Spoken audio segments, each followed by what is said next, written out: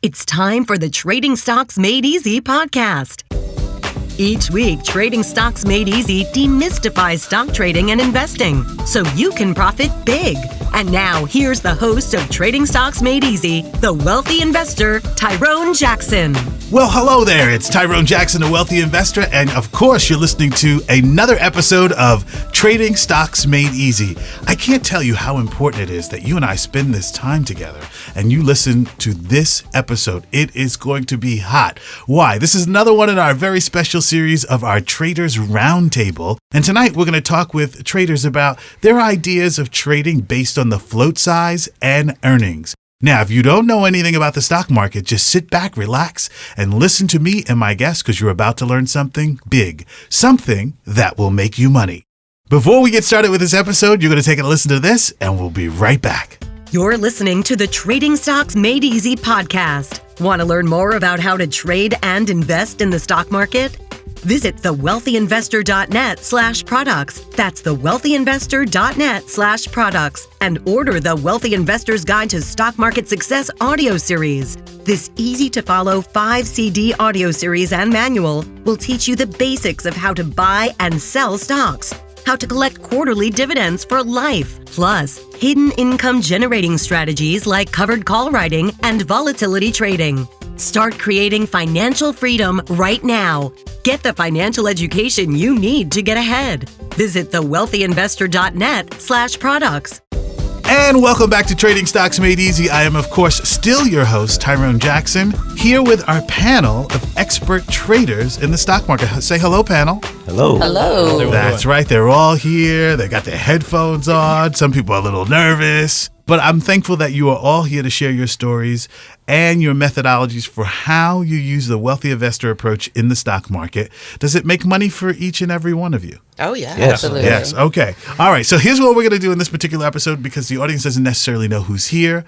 We're going to kind of go around the studio. We're going to start with this gentleman who, when he found out he was going to be a guest in the podcast, he came dressed in a shirt and tie. Now, I never see you in a shirt and tie. This is Chris Graham. How are you, Chris? Well, I come to learn and expect big things from you, so I have to get dressed up for the occasion. Well, thank you for dressing up.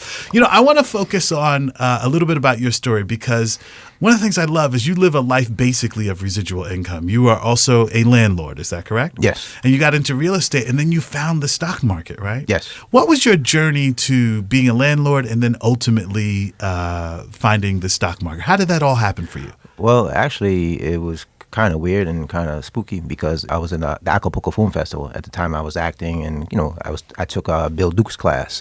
And there I met a couple of guys from Brooklyn and we kept in touch or whatever. And when we got back, he was like, I belong to a theater group. My roommate belongs to a theater group. And that's how I met Andre. And so then Andre invited me to come out to the class and here I am.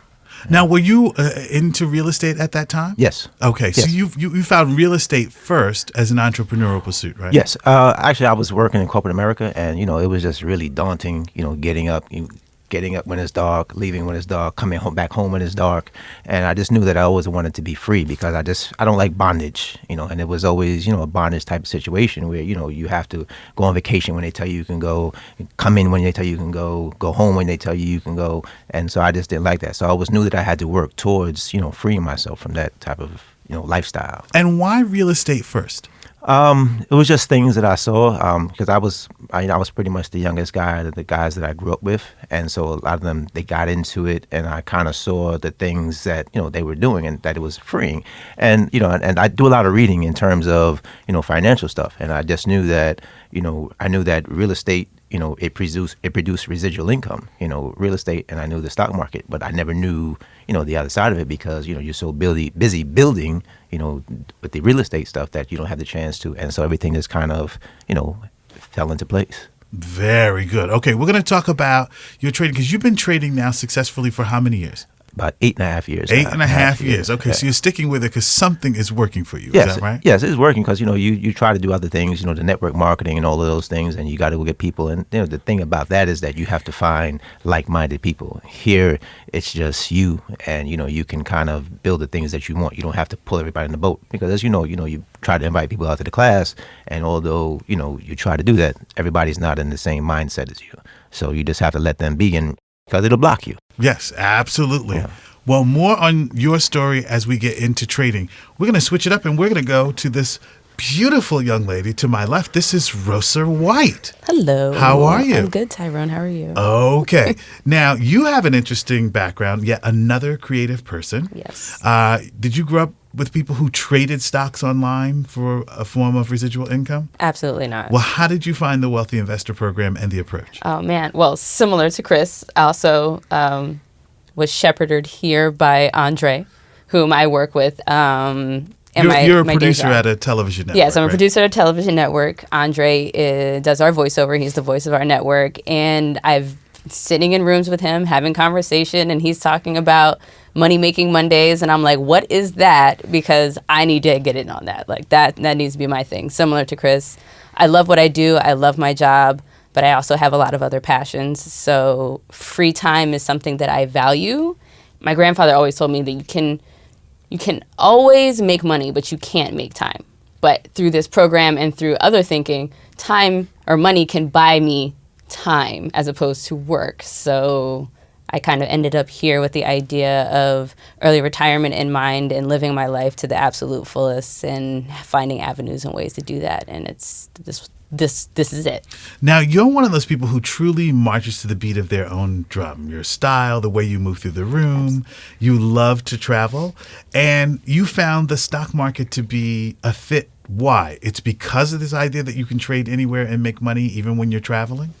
Absolutely. That's absolutely one thing that I love. I've definitely been on vacation, getting buy signals, hopping on my phone really quick, and then just making a few trades and continuing on. Like, if I can get up in the morning, like you say, and trade for 5 minutes a day and make what I need to make to continue to journey, then that's what I want to do. But the other thing simply was, it was the fastest and or most comprehensive way to start to meet my goals, financial goals. I'm a really good saver coming from, a not conservative middle class, but very, traditionally middle class background.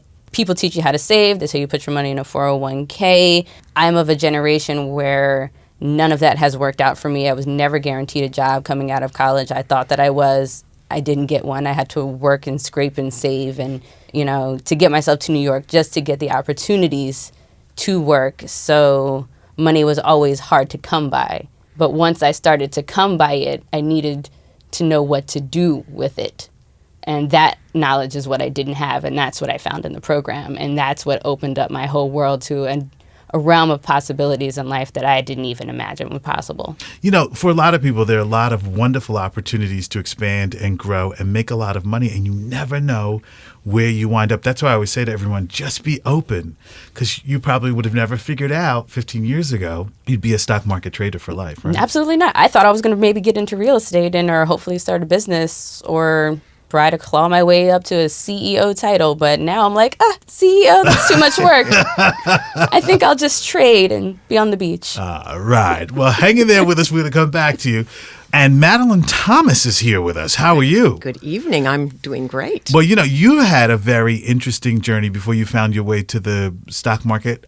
You grew up in Salt Lake City, and then you wanted to come to New York to be an actress. Because I knew I wanted to be an actress, and so I came to New York as soon as I could get that worked out, and had a scholarship for acting, so that helped. And what I'm remembering about that time is that when I was acting, things went very well. I got married, I had kids, and came to New York and did begin acting. I didn't have to waitress or anything. It was really quite amazing. And I never thought about money or residual income. What is that? Then quite a few years later, it began to dawn on me that I can't be living this hand-to-mouth kind of thing anymore, because it's really not going to work forever. And so I tried quite a few different endeavors, network marketing, like Chris had mentioned, and some real estate. I bought discounted mortgages for a while, which was profitable, but a lot of hard work. And I was very, very interested from when I was about 20 in learning, I don't want to say self-help, but learning personal growth and all, and certainly this whole thing about creating your own reality and with thought. And I was in a group that was very much involved with this, and one of the members somehow mentioned she had heard me talking about wanting to make some extra money and this kind of thing. And she mentioned, well, I know this guy, Tyrone. He has a program called The Wealthy Artist. So I went with her to hear what you had to say. And I was very intrigued and very excited and broke. So I wasn't able That's to... an interesting place to start as a stock market investor with no money. But a lot of people do. They figure, let me just plug in and we'll see what happens, right? But I kept it in the back of my mind and did my best to put a little money away. And I don't know, it might have been a year and a half, 2 years later, I asked my friend, when is there another one of these introductory meetings so I could come and hear about it and get started? And so I did that. And I'm not sure if at that point you had changed the name to the Wealthy Investor so that other people could join us, like who aren't artists. Creative in nature. Yes, Teasing. yes. So that was in, I guess, the middle of 2013. One thing I really want to say, anybody who gets started, please don't do what I did. I waited at least 6 months before I made my first trade. I was so scared and so... like, I don't want to make a mistake. I don't want to lose my money. So I really studied and all. But until you make the trade, it's really one of those things, yes, you can learn it intellectually, but until you begin to do it, you're not really learning what's going on. Yeah, you need to have the experience. You have to have the experience. And once I had made the trade, boy, was that fun. And I'm always telling you, I have so much fun trading. You refer to stock market trading and investing as fun. I do. And that is great. That's often lost on this show, but a lot of us do enjoy this process, and it's a lot of fun. We're going to come back to you when we get into some specifics about trading, but PJ is here. I love saying your name. I finally have gotten to the point where I can say Panjul Srivastava. Is that right? Very close. Yes, okay. Well, practice makes perfect. We'll go with that. Okay. Well, most of us know you as PJ. Yes. Now, you've been on the podcast, I think, at least twice before, right? I have, yes. Yes. And I tease you about not smiling, but you are making a lot of money right now, dude. And my goal is to someday see a smile out of you. That's true. You always tell me I'm not smiling enough. And right. I told you eventually by December I would smile. I'll give you one smile. Yes, one smile. Okay. Now, your family background, I love your father's story. Just can you tell us that? Share that with us again? Sure. So my father grew up in a very, very small village in India. He was the only one who actually graduated from high school. And he was very, very poor. He came from a family of farmers. And he had to swim to go to class. And he had no shoes until he was 16. And he had to swim to go to class. And my grandfather would run after him and try to, beat him and try to make him come back and say, no, don't study, just become a farmer like everyone else. My father ran away and studied on his own to become a doctor, and he is now a physician here in the U.S. A very humble person and, very conservative, but, I owe him everything, and he's given me the life that, I'd never imagined I would have, but it's amazing what he's done. Now, the other thing that's also fascinating about your journey with the stock market is that you actually work in the financial world. Tell people what it is that you do. Yeah, so actually I started my career as a fixed income trader, and then I went into sales, and then I worked at JP Morgan, and so I've always worked with a lot of wealthy clients, but I never took that knowledge and actually implemented it and had a financial plan until I came to your class a few years ago. And I was thinking, why am I making these guys so much money and not doing it for myself? So I went through some hard times where I started a couple of businesses and I was completely bankrupt twice. And I literally went on Google and I think I Googled, how to become rich or how to become wealthy.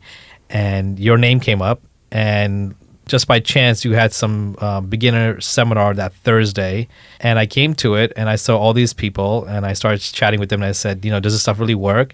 And there were some current students of yours, and they said, yes, it does. And I said, look, I have nothing to lose. The only way to go is to go up, and I'm making all this money for my clients, and so I should do that for myself. And I really started, implementing all the strategies that you taught us over the last year. So I would say in the last year, I've really embodied all the techniques, and after that, it's been a great ride. I want to touch upon a point that Madelene brought up, your first trade. The first time you actually put money in an account, bought something, either sold a covered call, set a trade trigger. Very quickly, let's go around. Chris, do you remember what that was?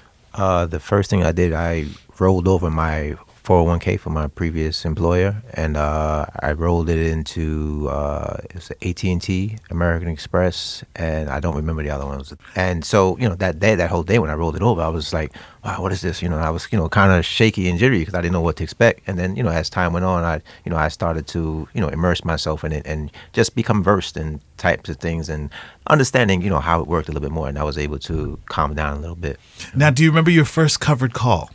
Yes, it was on American Express. Right. So you bought the stock, you sold the option. Do you remember how much you made the first trade? I believe it was like $70. $70.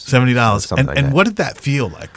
Was it amazing to you? Yeah, it was. It was surreal in the sense that I didn't know that it existed. I knew that the market existed, and then in reading the stuff, sometimes you go to seminars and you have books, and you like everybody else, you put them on top of the refrigerator.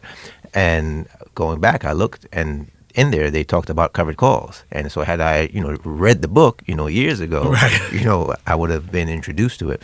And so just going out and doing it, actually doing it, is like, wow. And it's you starting off small, then you start to play with the numbers, and you're like, wow, so this is 100 shares. What if I had 1,000 shares? And what if I had 2,000? And then you start to do the math, and and like you teach us, you say middle class people guess and rich people use calculators, and so you start to change your thinking, and I can see the math. This works. If you put money in, you're going to get a great return. Madelene, your first trade.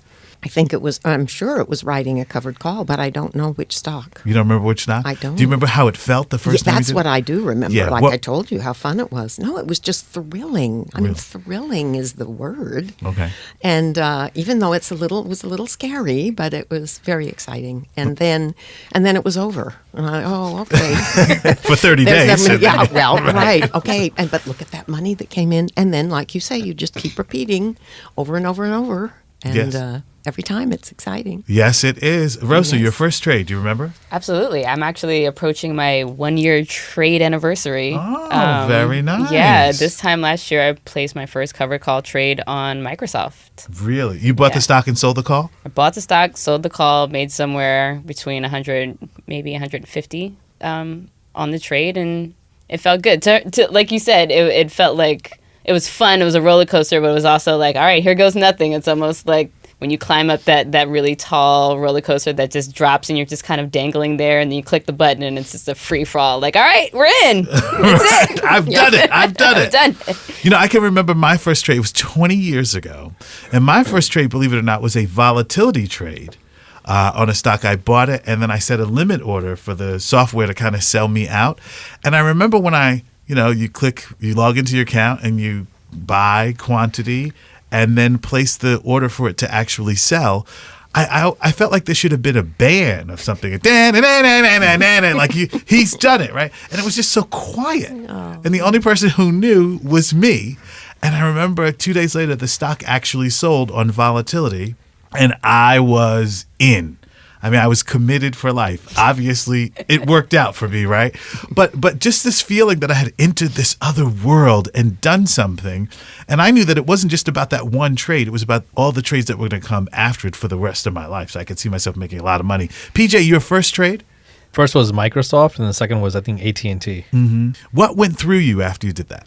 I was like, it's about time I do something with this knowledge. No, I placed a trade, and I saw the money go into my account. And I thought, well, let's wash, rinse, repeat, and do this as often as we can. And then slowly, every month, I started putting some more capital into my trading account, and that's the only way to do it. Is you have to put money in to make more residual income. Every time we have one of these roundtables, I wind up asking the same question. And I just want to go around very quickly to everyone in the group. Rosa, why do you think more people aren't open to the opportunities that come from online trading? Fear. Fear of what? I would say fear of loss and a fear of success. I feel like when it comes to our money, we work very hard for it. So because we think that that's the only way to get money, we don't want to put it at risk. Not really realizing that fear is holding you back from the success that you need to take in life in general, which includes your money. If if you're willing to put your money where your mouth is and then walk those steps and be confident in that, then you'll eventually reach success, but you have to be ready to achieve it. PJ, there are a lot of people in your family who have a lot of money. Why do you think that they don't want to take the bulls by the horn and handle it themselves? They don't believe that a person, an individual can do it themselves because they don't have the expertise, and they feel more comfortable giving it to a financial advisor just because of the designations they have after their name. Whether they're a CFA charter holder or they've gone to some other financial advisor class, and so it takes some time, but. My family has definitely come around to it. And actually, I'll tell you a story. I had lunch with a friend of mine today, and I was speaking to him about covered calls. And he said, it doesn't make sense. If it's that easy, why isn't everyone doing it? I said, everyone is doing it. And he said, I don't understand. I don't know anyone except you who's doing this. I said, yeah, and that's because you're not surrounding yourself with people that are talking to you about this. I'm telling you these are things that I've done over the last year, and they've made me money, and I'm trying to impart this knowledge to you. And he's like, it doesn't make sense. I'm like, well, come to me with your account. Let me show you. And it's a few clicks. He's like, well, I don't have time. I don't have 4 or 5 hours. I'm like, do you have 15 minutes on Monday morning? He's like, yeah, of course. And I was like, all right, then you can do it. Right. It's so funny. People fear things they know nothing about. Chris Graham, why do you think more people don't think they can be successful in the stock market on their own? Us, because we've been trained to think in terms of salaries, and once I get a job, I'll make 40,000, 50,000, and you're good with that. They don't think that they're deserving of it and that they can achieve it because, it's everybody who's a millionaire who've done great things, they're just like you. They put their pants on just like you. It's just you have to have, the drive and the will to want to do it, because a lot of times you just sit around and you're just thinking, and I'll wait till I hit the number, But in the meantime, what are you going to do? What if you never hit the number? What if you hit the number the day before you die? You're going to pay for the funeral, but what about the journey up to that point? So I think that's why a lot of people it's just lack of knowledge, and just educate yourself, and that's what I like about this. That this education is portable. I can go sit on the beach. I can go to California. I can go to Chicago. I can go to Aruba. And I can sit on the beach and I can do things. Whereas if your job, you got to be on Fifth Avenue and 42nd Street every day. And you have to be in that place. So that's why I like it, because it's you have the education within you, and this knowledge that we all have, all of us sitting here today, is something. Even if we don't go another step further, we have this education for the rest of our lives. Madelene, what's your response to that? I think people are definitely scared about the stock market. I think everybody knows somebody who has lost a pile of money. And I think that people see the stock market as only buy and sell. You buy stocks, you wait for them to go up, and if they go down, well, then you're too bad. You're sunk, and then the feeling of options again. That's too risky. So yeah, it's just such a huge amount of information about what could go wrong, as opposed to what could possibly go right, and I'm actually thinking, too, it's very specialized knowledge. When I first came to your first session and I heard about covered call writing and I didn't have the money, I thought, well, let me at least see what this is about. There was not one book about covered calls in the bookstore. It was not easy to access information. If I wanted a book on covered calls, I had to, could look it up on Google, but I had to order it specially. And so it's like a big endeavor if you're on your own. And frankly, I wouldn't touch the stock market if it weren't for you. I think it's such a miracle that someone like you is around with all this personal attention and ongoing information to teach us as the stock market shifts and changes. It's like, what it makes me feel like as I sail. I love to sail, and it's like being on the ocean and someone helping you to know how to trim the sails, because you can trim the sails and be smooth sailing, or you can be in irons, which is standing still. And you guide us through this seemingly crazy ocean of the stock market. There is this notion of this information being hidden. And to some extent, I think that that's sort of kind of by design, but a lot of it has to do with just class, right? Let's say 45 years ago, none of us would have had access to the market. What's really changed it tremendously is technology and the internet, right? So we're all doing something now. We're all sitting here making money in the market consistently, largely due to the technological shift. Do you all experience that? Oh, yeah. Rosa? Absolutely. Absolutely. Well, I do everything on my phone. So having that sort of access and knowledge and the accessibility of having different platforms to pick from, and then each of those platforms having their own sort of levels of education that they offer you, compounded with the course, have been mind-blowing. Simply because I never had the access before, to your point, and it was never a part of my elementary education, both, in schools. Even through college, I took a personal finance course, and I don't remember anything. I don't think we ever touched, anything about stocks. It was just, really basic stuff. But now having this access through you and through conversation with other people in the class, honestly, it's one of those things where you say that it's hidden, one, because it's not a part of our education growing up. And it's not something that we talk about. People don't like to talk about money, but if we talked about money, we'd all have more money. Yes. Well, that's why this podcast exists, so we can all have a place where we come and we can talk about money. The question I get all the time, which I'm interested in hearing from you guys, is research. Don't you spend a lot of time researching stocks?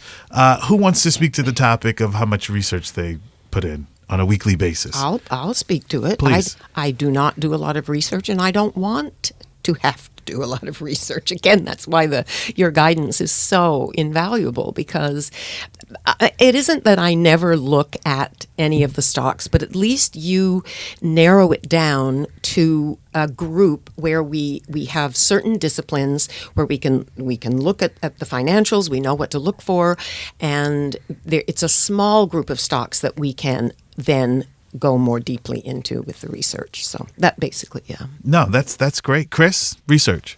We pretty much follow your guidance, and the way you've been trained. I can pretty much look at something and know whether I want to be involved or not. And it's about the story. McDonald's isn't going out of business, Microsoft isn't going out of business, Disney isn't going out of business. So if you just stay away, because when you don't know a lot about the market, you hear all these stories about, I'm going to buy these penny stocks, I'm going to buy 80 million shares, I'm going to be rich tomorrow, and good luck. Right. And so if you understand what you're looking for, because a lot of people, if you ask them what they want, they really can't tell you, I really don't know. But if I know what I'm looking for something that's going to grow and that's stable and that's going to be around. And just based on the things that we've been taught in the class, I know immediately, whether I want to be involved in it or not. So you don't have to do a lot of research on your own, and you got to go to get all these books and fly to wherever and sit down and take another seminar and do all those things. You have it right there. You can, because with the internet, it's a game changer. You can sit right there before you go to sleep and go on your computer and look at the things, and it's just certain criteria. You don't have to go off and do all these things. And yeah, Yahoo Finance is great. You can put in any stock ticker symbol you want there and pull up the earnings. How important is earnings to all of you, that a company's earnings are actually growing? Very important. Why would you invest and trade a stock that has poor earnings or has lost something over the years in terms of the revenue stream? If that happens, then there should be a red flag. And on that note, in terms of research, you should do some sort of research on the stocks that you're trading, right? You need to know what's driving the growth of the stock. If there's any news out, how is that affecting the share price of the stock? So I think it's imperative to do some sort of research, because you have to know what you're trading, right? If a stock goes down, you have to know, what's a summary of the stock? What's a profile? What are their revenue streams? What are they invested in? And if one or two are declining, then can the company rebound and get that back up next quarter? If the answer is no, then you should take a look at that and maybe divest your time into another stock. And so I think you don't do a ton of research, but with Yahoo Finance, you should do research on the stocks that you're trading. If you don't know what you're trading and why things are happening, then you're in limbo, and I just don't think that makes sense. Anybody here ever buy a stock and have it go down? All the time. Yeah. Is that a foreign experience to anybody here? On the I panel? wish it was. What do you do when that happens? Try not to panic, and remember the discipline that you've taught us. And there's always a way to in and out of a trade, and to know that time is always on your side. So just calm down, step back, and just say, all right, it's going to wait this out and see how it goes. And 9 times out of 10, it goes right back up and turns around. If the fundamentals are strong. If the fundamentals are strong, absolutely. But we don't trade anything that's not fundamentally strong. That's Tyrone. the first thing. I know that. I always say to go on a good date, you want that revenue rising, right? Absolutely. I want a handsome date, Yes. tall, Yes. hopefully with money. Yes, with money. Because you have money. Anymore. That's Because I really have money. That's very true. Right? Like, why would you date a broke guy right now? He has a good heart. And I just want to make the distinction. yes. There's a difference between dating and marriage. So Truth. we'll see where you wind up when it comes to marriage, right? Anybody else ever buy a stock that's actually gone down in value? What did you do? Well, yes, I have. Thank we you. all have. Yes, I of will course. Talk about mine. What did I do? Most of the time, I just kind of wait. But it depends, because the way you have guided us, some stocks will go down, but not very much. Others, and we're forewarned that they're going to be volatile, and they go down quite a bit. But you have always prepared us for that. I mean, it's still a shock momentarily, but what I like is that I understand that they're going to go up and down. And so I don't expect them to just go up, up, up, up, up all the time. And you've prepared us with various trades to profit even when the stocks go down. And so for me, I don't, it doesn't bother me too much, really. How important is the float size to trading? Anybody pay attention to that or factor that into their research? Yeah, I mean, I'll start. Float size is extremely important.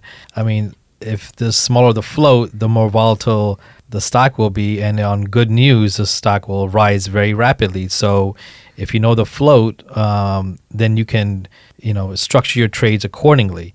So just, I'll give an example. Amazon, right? Everyone owns Amazon. Everyone's used Amazon at some point, but their float is very small. So on good news, like today, where they decide to buy Whole Foods, the stock went up $30 at the opening bell.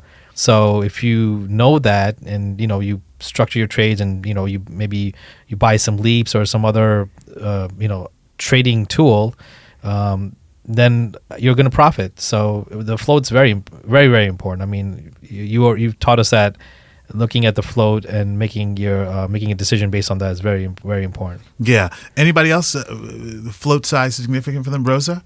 I'm actually kind of really just learning about this in our last session, and really paying attention to it. Like for me, mostly I was looking at the year-over-year revenue growth, checking out the 5-month, 1 year, 3-month chart was really like my go-to whenever that looked good. And then factoring in now, the float is actually one of those things where you're always trying to figure out, well, where's the volatility coming from, and who and why and when and why.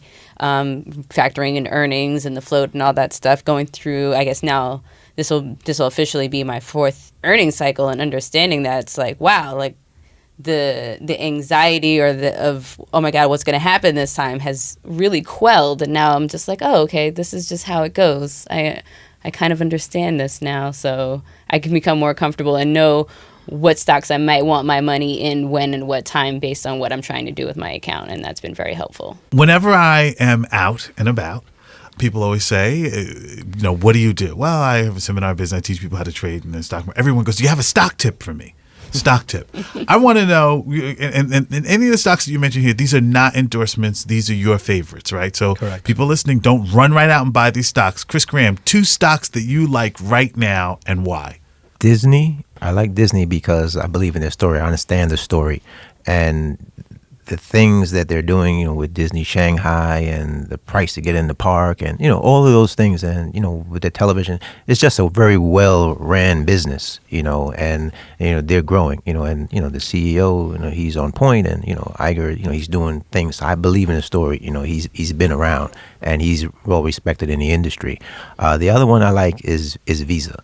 And I believe in the Visa stories because, everyone I know has a Visa card. Not everyone has a MasterCard, even though that's a great stock as well. But the way the society is moving, everything is plastic. We're not exchanging cash. And so that card has to be you have to use that card every day. There's a lot of transactions. And it just makes sense. Everything you do, you may use your card sometimes maybe 10, 15 times a day, depending on where you're going and what you're doing. You might, use it to buy your Metro card, and then you lunch again, then you go get dinner, and then, your kids may have something. And so you use your card. So every swipe, that's just revenue. It just makes sense. Yes. PJ, 2 stocks you like and why?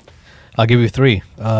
Oh, bonus. You're being generous here today. Facebook, NVIDIA, and Netflix. Facebook because everyone is on social media, and they drive a lot of their revenues from advertising. And at the end of the day, there's only a few firms that can cater to the audience that Facebook has, and Facebook is one of them, and there's a couple others.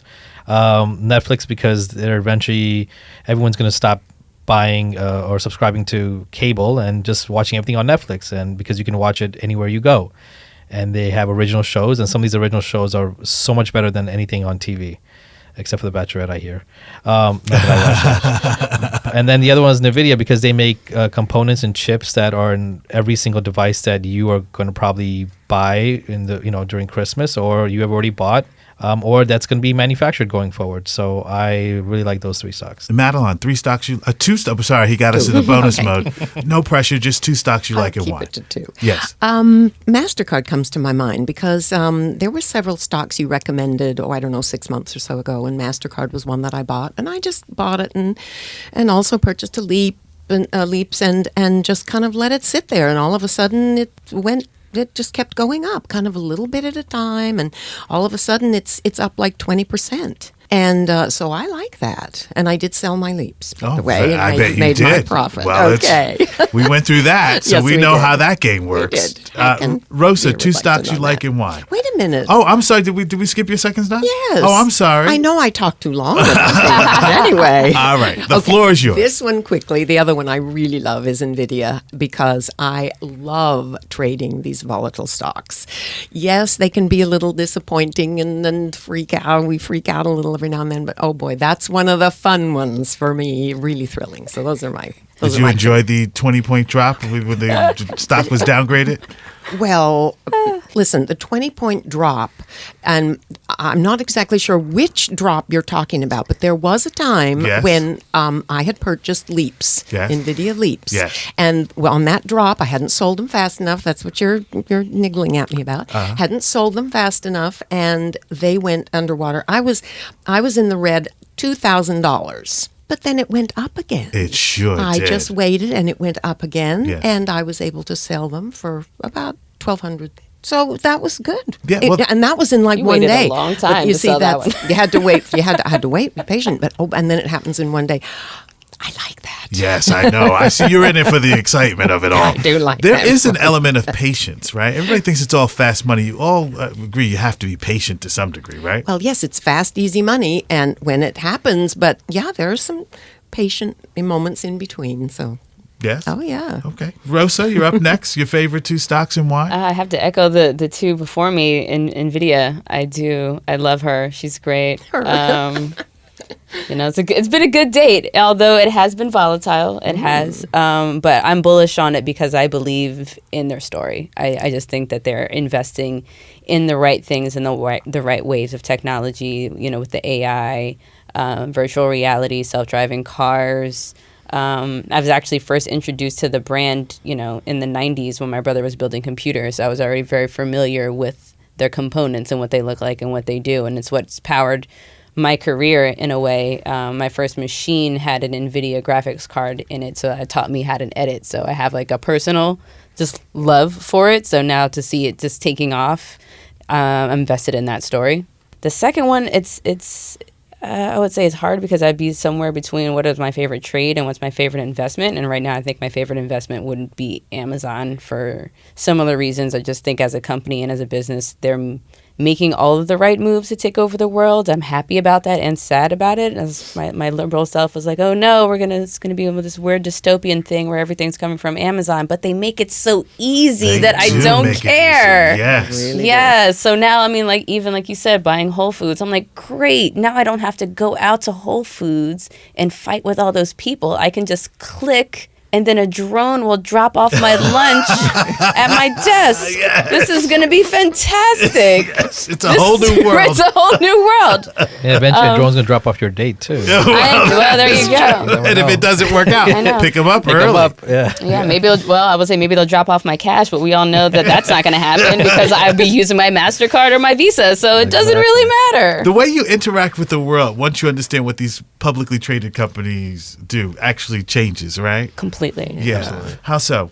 Well, I mean, to your point about research and news and technological advances, you see the picture way bigger. Like it's much more clear now than it was before. Before, a piece of ancillary news would just be like, oh, that's cool. Amazon's buying, Whole Foods. Great. Now you see it and you're like, opportunity. You Yes. know? Everything seems like opportunity. And now you almost kind of feel like you're in on the game. You understand it. Well, more. you are in on the game because you're able to put your money where your interests are. It's true. Yeah. It's true.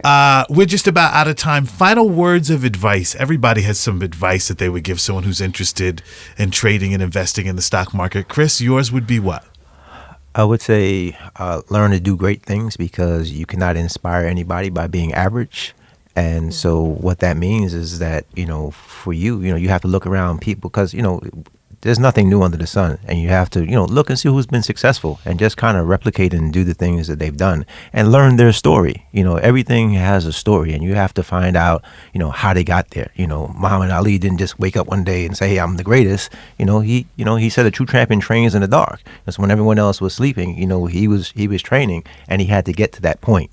And so you have to do the work if you want to be successful. Nobody's just going to drop anything off at your door. Sorry, Amazon doesn't have that drone package. Not yet. Not yet. Nicely says. There's no app for success yet. PJ, words of advice. You say this quite a bit. Stay away from negative people. Every person who can come up with a problem, just don't listen to them. And my second advice would be, take the plunge. And the greatest risk is not taking one. How do you know what's going to be on the other side if you don't, take the leap of faith and act upon it? So I think those two are very important. And I know we have lots of friends and family who say you can't do this or this is not possible. And look, if you put your mind to it, anything is possible. So there's no reason why anyone and everyone should not be doing this. It's not difficult. Well, money is something that we need, and if there's a way to get residual income from the stock market, you should probably investigate and get the right education. Madelene. Well, precisely what I was going to say. Investigate and do your best to get some knowledge instead of just thinking, oh, this is impossible, that's just not for me. And there are some opportunities where you can learn and look for like-minded people because most people are going to have a negative attitude about the stock market, and at least the ones I've talked to have. But then there are those few, and when your mind is, let's be open to this. Let's find out what we can. Opportunities will come your way. Very nice. Rosa. Oh man, I feel like everybody said the same things. I echo everything that everybody just said. I guess my advice would also be take the plunge. Definitely invest in a financial education. I actually was going to go get a master's degree a couple of years ago. Spent that money on travel. Was going to go back, save some more money, go get that degree. And I'm like, why would I do that? Why would I spend money on a piece of paper when I can put it to use in the stock market? This is going to make me far more money. So it's almost like you have to adjust your mentality and how you were trained to move through the world and then retrain yourself to move through it differently. So I would just say retrain your mind to be open and to experiment and try. And with great risk comes great reward. And the only way to win is to play. So do it. Very nice. Hey, listen, I thank all of you for being a guest on this podcast. Was this painless? Oh, absolutely. And time really moves when we're here in the studio. You are real people. Can you verify that? I'm a believe robot. so. Yes. Exactly. Well, a lot of people listen to the show. They go, are those guests really real? No, we're real. You're really real. Thank all of you for giving of your time. And you know I'll be there to support all of you to go to the next level, whatever that is for you. Well, that music is telling me that it is time for me to go. I am so happy you joined us for this podcast, this roundtable, and spent your time listening to this episode as well. I highly recommend, though, that you sashay on over to the wealthyinvestor.net and download my free ebook so you can start that process of getting a financial education and learning what the stock market holds for you. Hey, this is Tyrone Jackson, the Wealthy Investor, saying I'll see you right back here on the next episode of Trading Stocks Made Easy. Until then, stay positive, stay open, and your world will change. Happy trading. You've been listening to the Trading Stocks Made Easy podcast. Be sure to rate and review our show on iTunes. While you're on iTunes, be sure to click the subscribe button and you'll automatically receive our next episode.